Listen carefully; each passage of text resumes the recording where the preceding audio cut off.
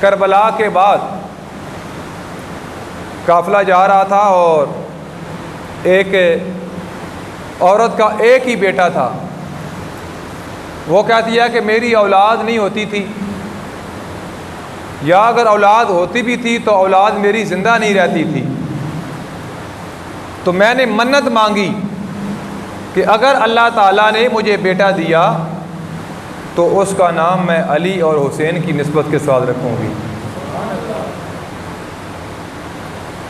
اچھا، امام سجاد، اب قافلہ یہ جا رہا ہے، لکھنے والے نے یہ لکھا کہ یزیدی آپ کا مذاق بناتے رہے، ہر مقام پہ مذاق اڑاتے رہے۔ اس عورت کا جب بیٹا بیمار ہوا تو وہ اس تلاش میں نکلی کہ مجھے کوئی طبیب مل جائے، کوئی ڈاکٹر مل جائے۔ اس نے دیکھا کہ قافلہ جا رہا ہے، وہ قریب آئی، اس نے کہا کہ قافلے کے اندر اگر کوئی طبیب ہے تو میرا بیٹا بیمار ہے بڑا سخت، تو میں چاہتی ہوں کہ میرے بیٹے کا علاج کر دے۔ تو یزیدیوں نے ایک طنز کرتے ہوئے، مذاق کرتے ہوئے امام زین العابدین رضی اللہ تعالی عنہ کی طرف اشارہ کیا کہ یہ طبیب ہیں۔ وہ عورت جب آپ کے پاس حاضر ہوئی تو آپ نے فرمایا، ہمشیرہ چلو چلتے ہیں، آپ کے بیٹے کا علاج کرتے ہیں۔ اس کا بیٹا کوئی اتنا دور بھی نہیں تھا، تھوڑا ہی فاصلہ تھا۔ آپ جب اس عورت کے ساتھ چل پڑے، تھوڑا ہی سفر طے کیا تھا کہ آگے اس کی بیٹی آ گئی۔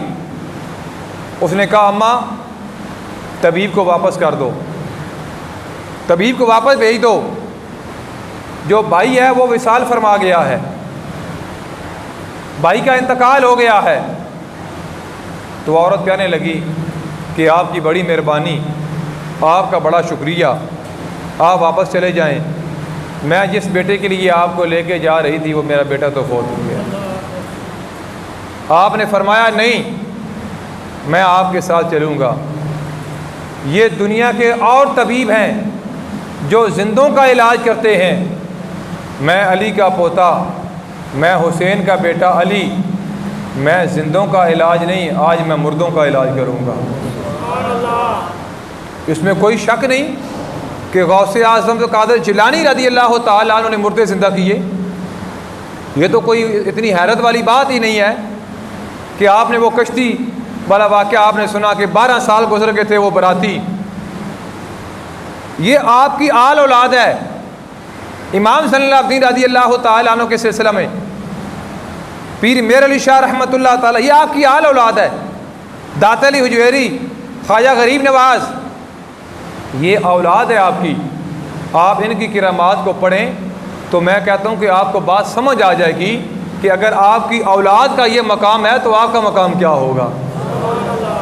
آپ وہاں گئے، میت پڑی ہوئی ہے نوجوان کی، وہ لڑکا لیٹا ہوا ہے، اوپر چادر ہے سفید، آپ وہاں کھڑے ہو کے آپ نے دعا کے لیے ہاتھ اٹھائے، ابھی آپ کے ہاتھ مبارک چہرے پر نہیں آئے تھے کہ وہ نوجوان زندہ ہو کے آپ کے سامنے کھڑا ہو گیا۔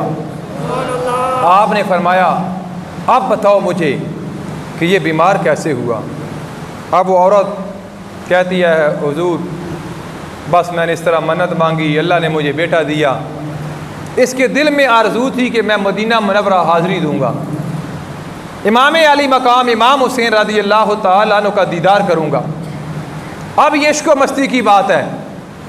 سرکار نے فرمایا، اتقوا فراستاً فإنہ ینظر بنور اللہ، کہ مومن وہ اللہ کا جو دیا نور ہوتا ہے نا، اس سے دیکھ لیتا ہے۔